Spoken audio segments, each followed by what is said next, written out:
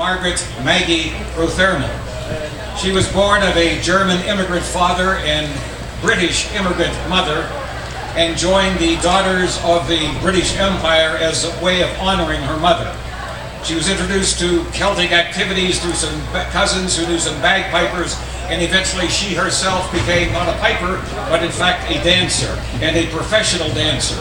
She became a member of the U.S. Army after serving in the ROTC at the University of Colorado at Boulder, and she was in not a country club army, she says. All the cadre there were Rangers and Special Forces, people who had been in country in Vietnam.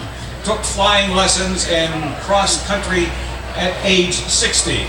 She was branched medical. She is now a first responder and a volunteer firefighter and search and rescue mission specialist. She also is a member of the Scottish American Military Society, and in fact is the Rocky Mountain Regional Commander of that society. Currently employed as an environmental consultant, we are proud to honor our veteran, Maggie Rothermal.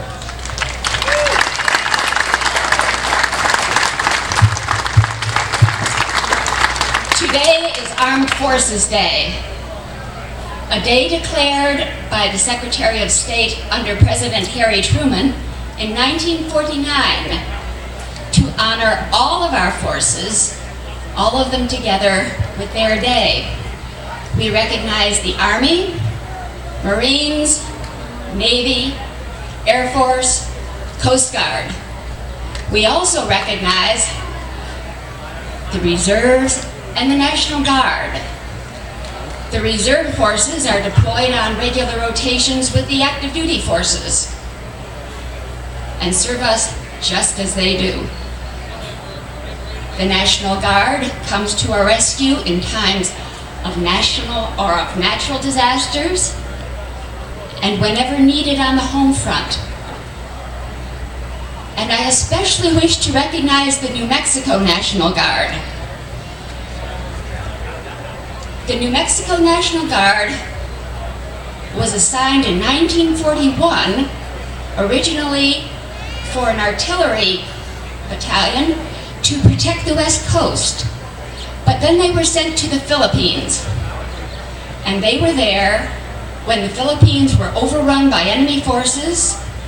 They were left, they endured torture, capture, death. Many died there. Some returned home. And I wish to remind you to remember them all, because some are still here in New Mexico, in Albuquerque, in the Pueblos, and other cities around the state. The Korean veterans of the United States also remember this year the 70th anniversary of the signing of the treaty that ended the Korean War. Our thanks especially to those veterans who served in very trying circumstances there. We remember our cadets and all who have served.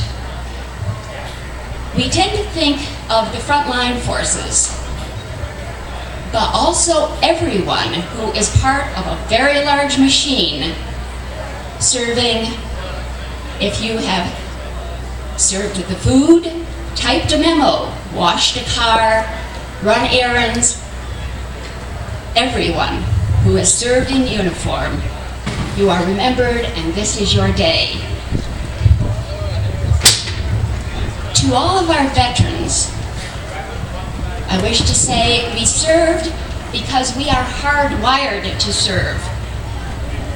This is what we do, that we serve our communities, we serve our people. And as we leave the service and come back to our communities, don't let go of that. Stay active, stay engaged, stay involved. Find those activities in which you can still make your contribution to your community, to your people, to your family as well. And to all of you I say, carry on.